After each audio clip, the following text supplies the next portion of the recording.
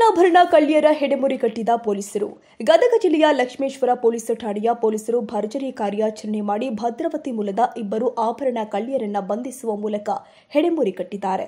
Lakshmeshwar police ಠಾಣೆಯಲ್ಲಿ 2 ಪ್ರತ್ಯೇಕ ಬಂಗಾರದ ಚಿನ್ನಾಭರಣ ಕಳ್ಳತನದ ಬಗ್ಗೆ ಪ್ರಕರಣಗಳು ದಾಖಲಾಗಿದ್ದವು.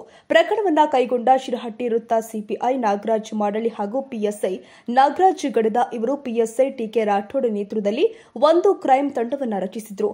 ಭದ್ರಾವತಿ ಮೂಲದ ಕಳ್ಳಿಯರು ಆದ ಶಾಂತಿ ಒಡ್ಡರ್ ಹಾಗೂ ಸುಶೀಲಾ ಒಡ್ಡರ್ ಇವರನ್ನ ಬಂಧಿಸಿರುವ ಪೊಲೀಸರು 1 ಜೊತೆ ಕಿವಿಯೋಲೆ, 1 ಬಂಗಾರದ ನೆಲ್ಲಿಕಾಯಿ, ಗುಂಡಿನ ಸರ, 1 ಬಂಗಾರದ ಅವಲಕ್ಕಿ ಚೈನ್ ಹಾಗೂ 1 ನಕ್ಲೆಸ್ ಸೇರಿ ಒಟ್ಟು 2,60,000 ರೂಪಾಯಿ ಮೌಲ್ಯದ ಬಂಗಾರದ ಆಭರಣವನ್ನ ವಶಪಡಿಸಿಕೊಂಡಿದ್ದಾರೆ.